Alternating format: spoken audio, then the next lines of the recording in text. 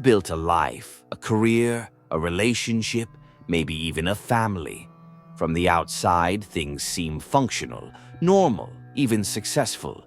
But in quiet moments, something deeper gnaws at you. The anxiety that never quite leaves, the relationships that always end the same way, the habits you can't break, the emotions you can't name. And somewhere inside, a haunting question emerges. Why do I keep ending up here again and again? Most people try to fix the surface. They read productivity hacks, study communication tricks, chase new partners or careers. But the same patterns always return, like ghosts you never invited but can't get rid of. That's because the origin of your suffering is not in your adult life. It's in the stories you started telling yourself long before you had the words to explain them. Before you were 12, your psyche had already made its first deal with the world. It had already decided what love means, what safety costs, who you have to be in order to survive. And these decisions weren't conscious.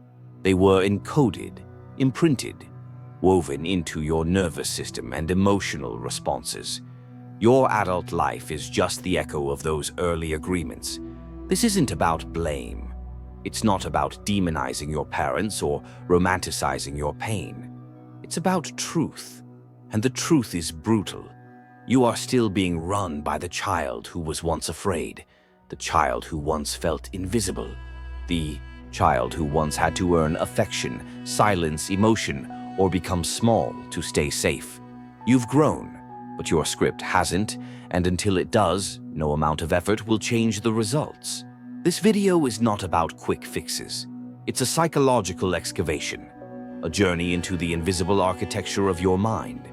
We're going to uncover how the patterns of your adult life, your relationships, your fears, your self-sabotage are not new at all. They're just old pain wearing adult clothes. Let's begin with the first lie you believed, that you had to earn love. 1. You're following a script. You might believe your decisions come from a place of clarity, that your thoughts guide your actions and your will leads the way. But much of what you call choice may be closer to memory than intention. In early childhood, long before we can think critically, we begin to interpret the world, not through logic, but through sensation, through the tone of a parent's voice, the absence of a touch, the tension in a room. We absorb meaning before we understand language. And slowly, almost invisibly, we form rules that feel like truth. These internal instructions become the framework we rely on. They are not questioned because we don't know they're there. The child who learns that love disappears when they cry might begin to smile when they're hurting, not to deceive but to survive. And later in life, they continue smiling, even when it costs them their authenticity. This is the life script.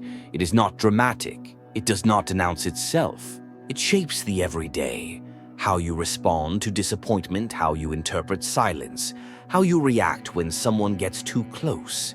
Many people go through life unaware that they are repeating a pattern. They change cities, change partners, change careers, yet end up in similar situations. The context shifts, but the emotional experience stays the same. It's as if something underneath keeps pulling them back to a familiar discomfort. The child's strategy becomes the adult's limitation. What once helped you feel safe now prevents connection.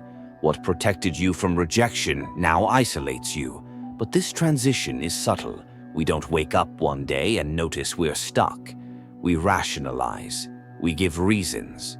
We explain our avoidance, our anxiety, our distance, as if they were facts rather than responses. There's no blame here. The child doesn't choose what to believe. They interpret what they can. And once that belief takes hold, it becomes part of the self. Not as an idea, but as a reflex. You don't think, I must be quiet to be accepted. You just become quiet again and again, especially when the stakes feel high. Some will say they're just bad with intimacy.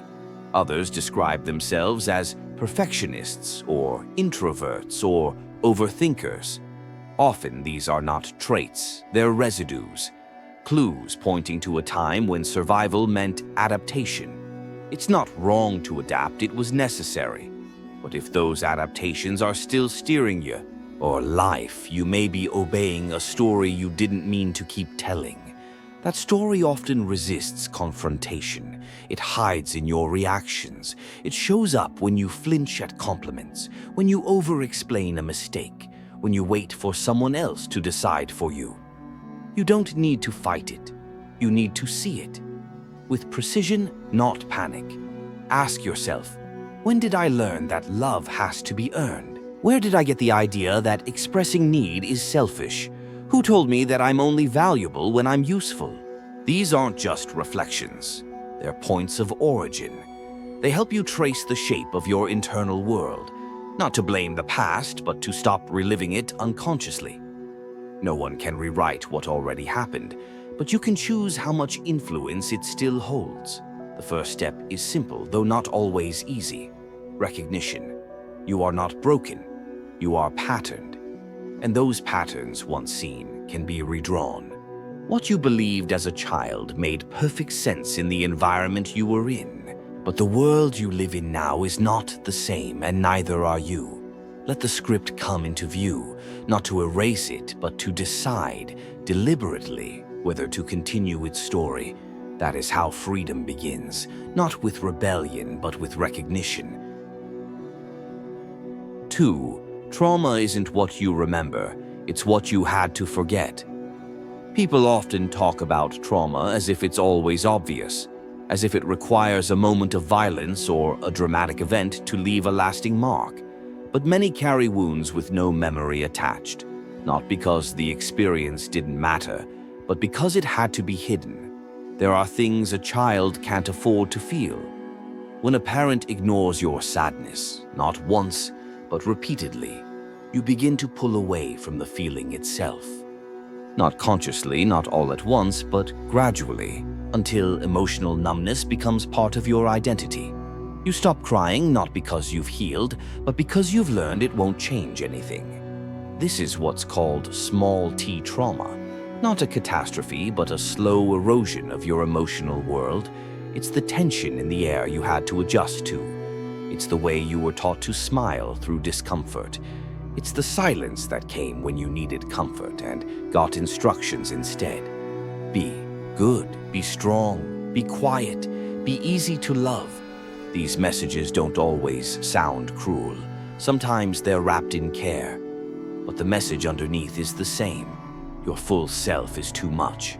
So you begin to shrink, not physically, but emotionally. You lower the volume of your sadness. You hide your frustration. You distract yourself from the ache. And in doing so, you lose access to parts of yourself that were never supposed to be exiled. The most difficult part is that, as an adult, you may not even notice this disconnection. You function, you succeed, you manage your life. But something remains out of reach. You feel tired after conversations that didn't seem stressful. You freeze in the face of direct questions. You avoid eye contact when discussing what matters, not because you're weak, but because certain emotions were quietly marked as dangerous long ago. Many people walk through life unable to identify what they need, not because they're confused, but because naming needs was never safe. Imagine a child reaching out for comfort and being met with silence, or worse, being told they were overreacting. Over time, the reaching stops, and what's left is a person who no longer knows how to ask, not because the need disappeared, but because the cost of asking was too high. Now, years later, someone says, "Just be honest about your feelings," and you want to, but something inside tightens. You hesitate, you doubt yourself, and you wonder why such a small act feels impossible. It's not your fault, it's not a flaw. It's the memory of 1,000 small moments where vulnerability went unanswered. And somewhere inside, your nervous system still believes it's better to keep quiet. This isn't just psychological, it's neurological. The body stores patterns. Muscles remember how to hold tension. Breath adapts to what the heart cannot say. Over time, your whole system begins to organize itself around avoidance. Not because You lack courage, but because you adapted so well, you forgot what you were protecting yourself from. And that's what trauma often is. Not a memory you replay, but a feeling you never got to finish.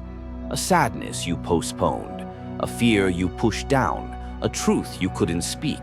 So it settled in your body as restlessness, fatigue, or a vague sense that something isn't right. We tend to minimize this kind of pain. We compare it to others. We say it wasn't that bad. But the nervous system doesn't deal in comparisons. It responds to meaning. And for a child, emotional abandonment can feel just as threatening as physical danger. What you avoided feeling back then didn't vanish. It just went underground. And there it continues to shape your reactions, even if you no longer remember the reason why. You might pull away when someone gets too close, not realizing you're still carrying the message that closeness leads to disappointment. You might overwork, not for ambition, but because stillness makes room for feelings.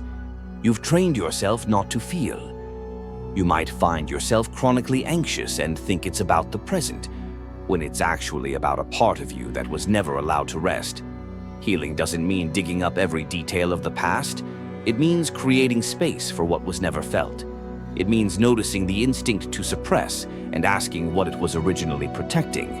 It means not forcing memories to return, but allowing emotions to surface, without judgment.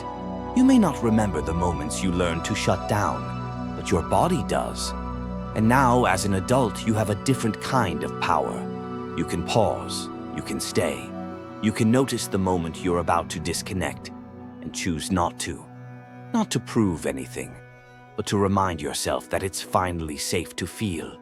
You've outgrown the moment that taught you fear, but the feelings remained behind, waiting for you to return. 3. You're drawn to pain because it feels familiar. Some relationships are painful from the beginning, others become painful with time. But the most confusing are those that feel right on the surface and slowly wear you down beneath it. You tell yourself you're unlucky, that you just keep meeting the wrong kind of people. But what if it's not luck? What if it's pattern? Not conscious, not deliberate, but learned. We often think we're drawn to what we want. In reality, we're drawn to what we recognize. And what we recognize is shaped by our earliest experiences, long before we knew what healthy love looked like. If you grew up in an environment where affection was inconsistent, where warmth came with conditions, or where presence was paired with pressure, your nervous system adjusted. It learned to expect instability, not because you liked it, but because it became your baseline. And now, in adulthood, stability can feel foreign. A calm relationship might seem boring. A partner who respects your boundaries might feel distant, not because they are, but because your body doesn't know how to interpret that kind of safety. You're not chasing chaos, you're gravitating toward what feels familiar. A person who withholds affection may remind you, without your awareness, of the emotional distance you endured as a child. Someone who controls or criticizes might echo the dynamic you once called home. It doesn't feel good, but it feels known. This is what psychologists call trauma bonding or repetition compulsion. We unconsciously seek out relationships that recreate unresolved emotional dynamics, not to suffer, but to master. The child inside wants a different ending, but instead of healing, the pattern repeats. You might think, this time will be different. But without awareness, nothing changes.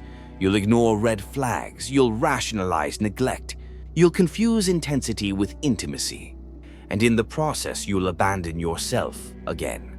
The tragedy isn't just the pain you endure, it's the slow erosion of your trust in your own perception. When you normalize dysfunction, your ability to recognize care becomes distorted. You start blaming yourself for being too sensitive, too needy, too much. You learn to accept crumbs and call it connection. But it's not your fault. You weren't taught what healthy love looks like. You were trained to survive emotional unpredictability, not to thrive in emotional clarity. This doesn't mean you're doomed to repeat the past. It means your body is waiting for you to show it a different kind of home. One where consistency isn't a threat, one where affection doesn't come with a cost, one where safety is no longer suspicious. That kind of change begins not by finding a perfect partner, but by recognizing the pattern itself, naming it, pausing when it pulls you toward the familiar pain, choosing presence over reaction, choosing stillness over pursuit. It might feel awkward at first. You may feel numb around people who are genuinely kind. That's normal. Your system is recalibrating. Give it time. Familiar is not always safe, and safe is not always familiar. 4. Who you are is how you survived. You tell yourself, this is just the way I am.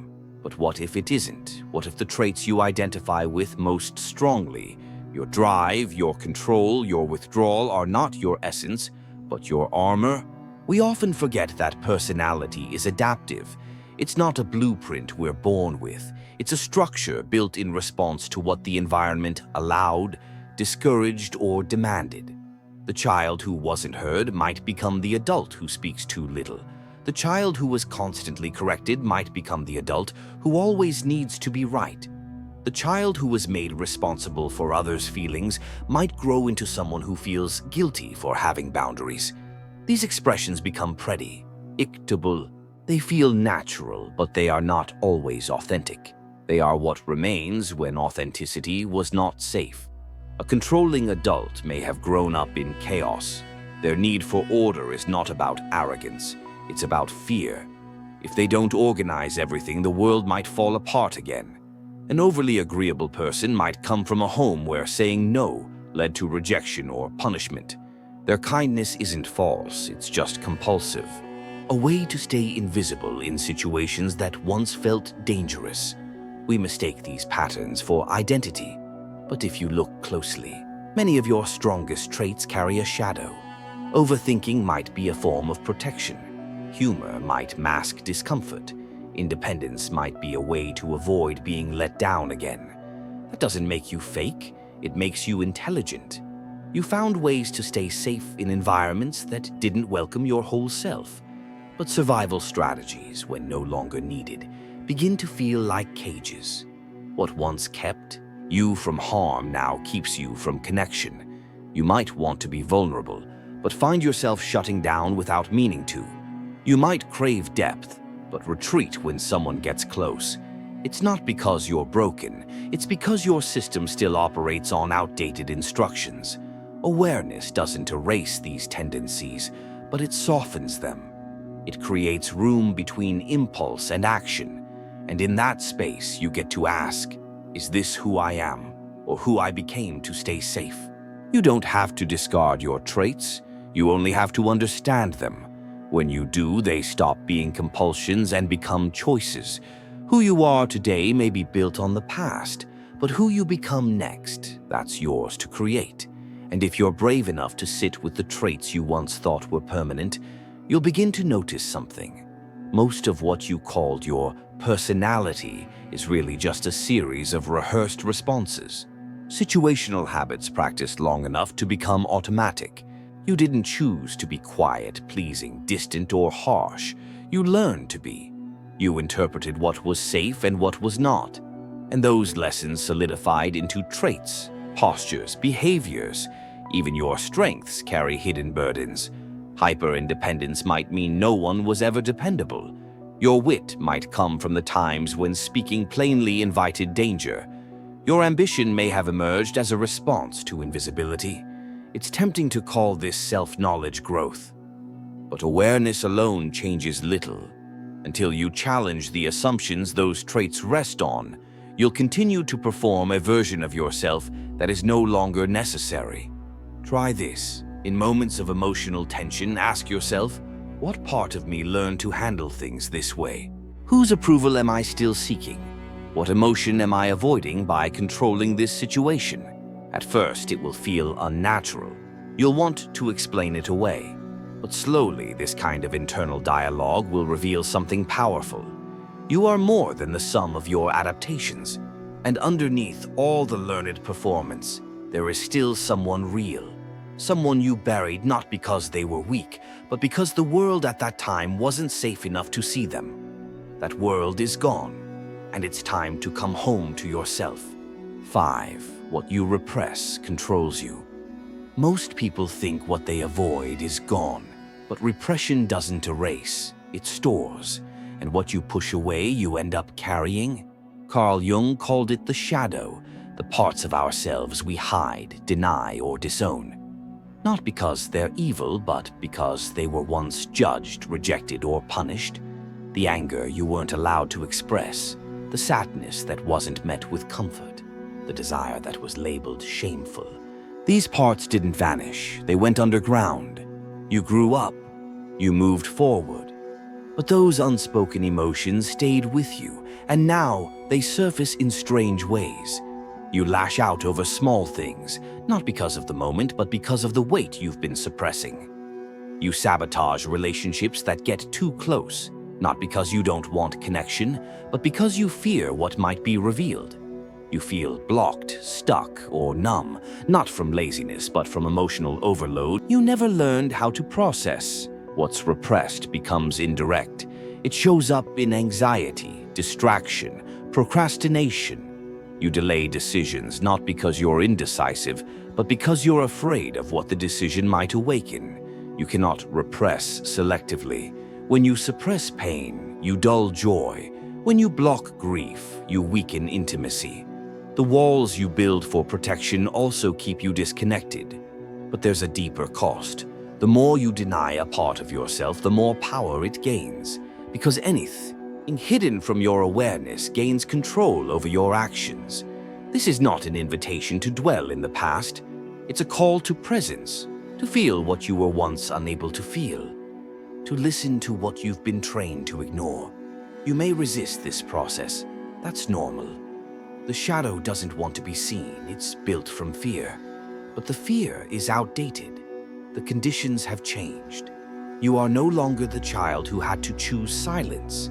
You are the adult who can sit with discomfort and not collapse. To face your shadow is not to defeat it. It's to recognize it, to name what was once forbidden, and to understand that those parts don't make you weak. They make you whole. What you can see, you can work with. And what you can feel, you can finally release. The hardest part is realizing how long you've lived in reaction to something you never allowed yourself to name. Maybe your anger comes out sideways because it was never given a safe outlet. Maybe your avoidance of intimacy is tied to shame you were taught to carry. Maybe your perfectionism is nothing more than a refusal to feel inadequate. These defenses were brilliant. They helped you survive, but they are no longer necessary. Now, your job is not to remove them abruptly. It's to thank them and retire them. There is no healing without permission. You must grant yourself the space to be messy, incomplete, conflicted. You must accept that what comes up isn't a sign of failure. It's a signal that your system is trying to return to wholeness. And if you can allow just one emotion to exist without controlling it, analyzing it, or running from it, you will experience something profound. Relief. Not because the pain is gone, but because you stopped pretending it wasn't there. 6. The person you're waiting for isn't coming. There's a subtle fantasy that many people carry, not consciously, but quietly in the background. It's the idea that someone will show up one day, and everything will make sense. A partner who sees you completely, a friend who never disappoints, a mentor who gives you permission to live fully. The longing is understandable. It often begins in childhood, when your needs weren't met, when your emotions weren't held. A part of you began to wait. You didn't stop wanting. You just postponed it into the future. You imagined a person who would one day arrive and do what others never did. Stay, see, soothe.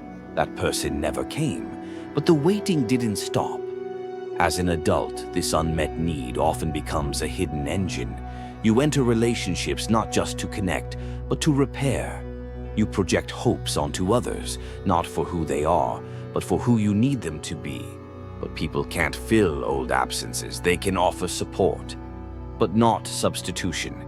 They can love you, but they can't rewrite what wasn't received. The disappointment feels sharp. You think something is wrong with them or with you, but it's the expectation that's misplaced. No one can return to the past and offer the love you missed. But here's what's possible. You can become the person you were waiting for. This is not a metaphor, it's a practice. Reparenting isn't about pretending, it's about providing. Giving yourself what was once unavailable. Not all at once, not perfectly, but steadily. You start small. You notice when you push yourself too hard and you slow down. You listen to your feelings instead of dismissing them. You offer comfort instead of criticism.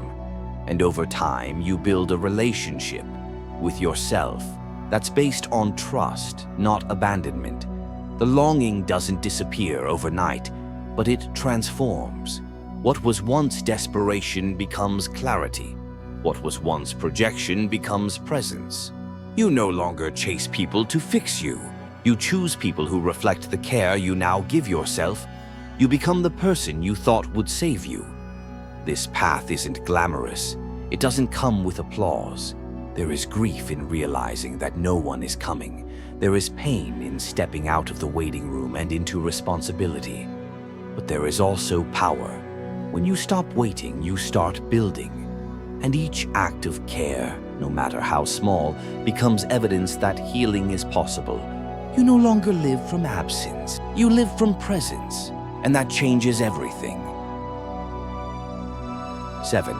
True growth begins when you parent yourself. Growing up is often misunderstood. It's not about age, it's not about independence, it's not even about success. It's about responsibility for your inner world. Most people carry an internal child who never received what they needed. Not just love, but safety. Not just attention, but attunement. And that child doesn't go away. They wait, sometimes in silence, sometimes in symptoms. You may notice their presence when you overreact to small things, when you feel rejected too easily, when you abandon yourself to please others. The solution isn't to silence them, it's to care for them in a way no one else could. This is the core of reparenting, becoming the adult you needed. It starts with listening, noticing the moment you criticize yourself and choosing a different tone. Setting boundaries not to punish others but to protect your peace. Allowing emotions without rushing to fix them. You don't do this to erase the past. You do it because you deserve to stop repeating it. Each time you respond to your pain with kindness instead of judgment, you break a cycle. Each time you stay with discomfort instead of avoiding it, you shift something deeper than you can see. You are not responsible for what happened, but you are responsible for how you carry it now. There is no perfect way to reparent yourself. There is only presence, consistency, compassion. You don't have to feel ready. You only have to begin. And when you do, something strange begins to happen. You feel less desperate for external validation. You stop chasing people who can't see you. You become quieter, not out of suppression, but from inner steadiness. The world doesn't become easier, but your ability to meet it becomes stronger. You begin to see your past not as a weight, but as material for building something different. The most important relationship in your life isn't the one you lost or the one you hope to find. It's the one you build with yourself, and when that relationship becomes stable, everything else finds its proper place. Not perfect, but real, and that's enough.